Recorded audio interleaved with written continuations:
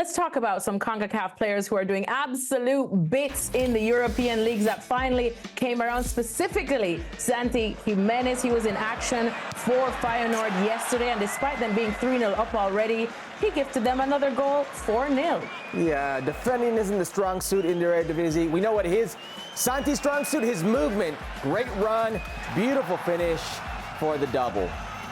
Yes, indeed. That goal came just 2 or 3 minutes later, I believe, as Feyenoord absolutely smashed Zwolle 5-1. And Santi Giménez now with 53 goals in 89 matches, which makes him a hot commodity, as Fabrizio Romano has confirmed, saying that Nottingham Forrest have presented an initial proposal for the Mexican of about £21 million, but Feyenoord have said, that's not enough. So it looks like negotiations will continue. So right now, it's the perfect moment to welcome in one of our transfer gurus, shall we? And it's none other than Julien Laurent. Jules, thank you so much for joining us on this one.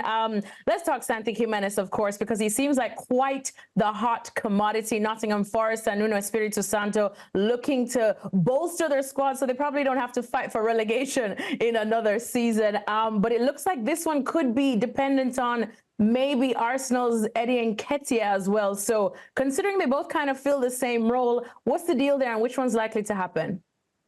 Hi guys, I believe that there currently are talks ongoing with the two clubs. So on one side, Forrest and Feyenoord for Santi Giménez, and on the other side, Forrest and Arsenal for Eddie Nketiah, which I'm sure the viewers and Herc will agree with me, and you, Alexis, as well, in the sense that they're two completely different number 9. So if you're looking for a number 9, usually as a club, you look for a certain profile, right? And that you've got plan A, plan B, and plan C in that profile.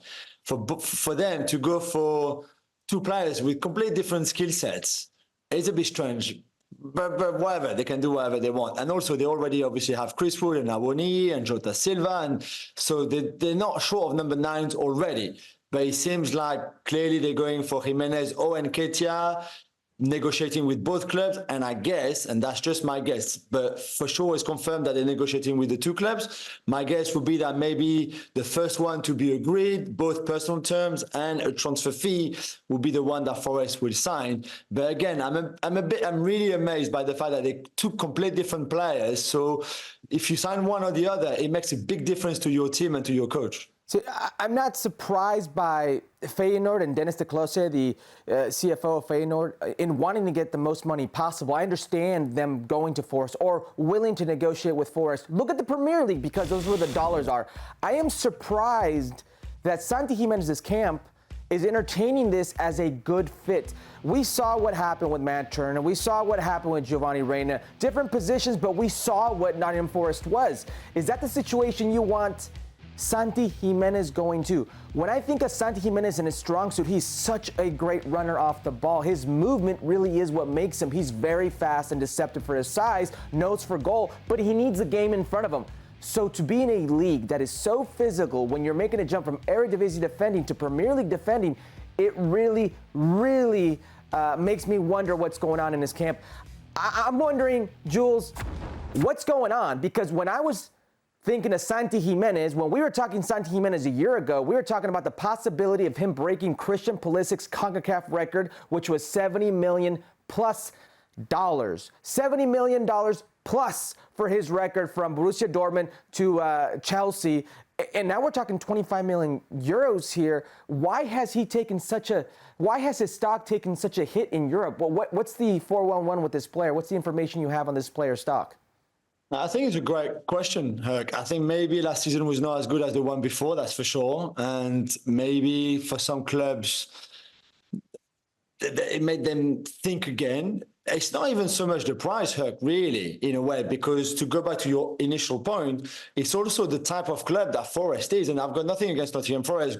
Great club in England, great history, great heritage, everything you want. But right now, like Alexis said, you're fighting against relegation if you join there.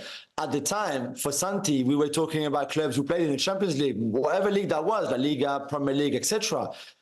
For him to go to a club like Forest, where you're not sure what happens to the manager the next week, and they're likely to fight against relegation again this season. I mean, they can have a much better season, but for the last 2 years, we've seen them really being near the bottom. And that's not let alone the fee. This is not really what we thought would happen next for Santi. We thought the step up would be big to take, but we thought it would be a bigger club. So maybe last season, maybe what he did with Mexico as well in terms of international football hasn't convinced everybody, and I guess maybe also European football and what he did in Europe. But I'm with you. I'm surprised that now they've almost half the price, and I think Feyenoord will want to go for at least 30, probably 35. So there's another 10 million for Forrest to add up to it. But yeah, I agree with you in terms of the money that we're talking about, and also the clubs that we're talking about for Giménez. It's a bit disappointing, I think. Well, like I said, he's got 53 goals in 89 matches now for Feyenoord. So a lot of the fans who were looking online on social media seem to think he's probably worth, Jules, £50 million now. But we'll see who's willing to pay that. If it's not Forrest, we're hearing, reports suggest that maybe clubs in Italy, maybe even Germany are interested in him. Do you know of any other interest? Yeah, I think so. I think there'll be a lot of clubs who have scouted him. The problem is now, Alexis, is we are quite far down the transfer window. So there are clubs who've signed number 9s already, others who didn't need one, for example, or others who've had other targets. Let's take a Napoli, for example. I would have loved to see Santi Giménez in Serie A. Okay, Napoli seems like a bit of a crazy club right now with Conte already kicking off and everything. But you see what I mean? This is the idea. Now they're going to probably go for Lukaku. There's the Osimhen case. So there are other number 9s on the market.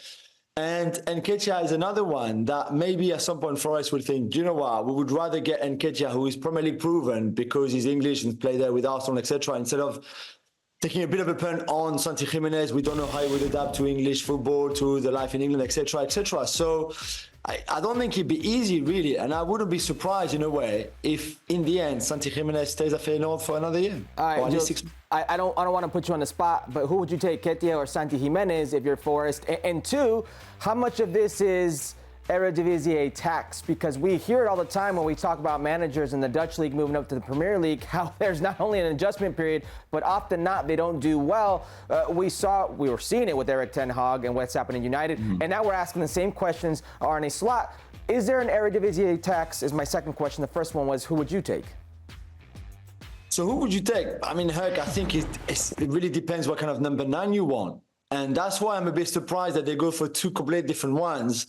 But if you want I guess with Chris Wood and Awoniyi, who are 2 strong number 9. Okay, Giménez movement is much better than either of them. But do you see what I mean in the kind of number 9s that they are? Then Nketiah probably kind of complements the other Awoniyi and Wood better than Santi in a way. But I think Santi is 2 years younger. It'd probably be slightly cheaper. But then Nketiah is primarily proven. So it's really difficult, I guess. I love Santi Giménez and everything that he's done in Eredivisie. Like you said, I love his movement off the ball. He's a really good finisher. I think the room for improvement for him is massive. We don't really know what kind of ceiling it is. So I think Santi has a really good case for him. And then it goes with your second question. Yes, of course, there's always question mark for players coming from Eredivisie. And Alexis, as a United fan, unfortunately for her, I've seen it down the years many, many times outside of Ruud van Nistelrooy. Cheers, Jules. Sorry. I don't want to bring Van de Beek and all your friends, Alexis, from the Eredivisie, but it's been painful for you. Listen, I am all a part of Erik ten Hag's Dutch Ajax revolution, and just you wait and see. Just you wait and see. And Eric, we trust. Did you hear the producer mentioning Anthony here? This guy with the low blows? Oh, geez. Look, everybody's allowed a mistake. He's trying to put it right now. We've got like Xerxes and everyone else who started with a bang. So there you go. We all learn from our slight mistakes. Right? Thank you. I love how we were just talking about Santi Giménez and it just turned into let's attack Alexis and the pain that Manchester United give her. Well,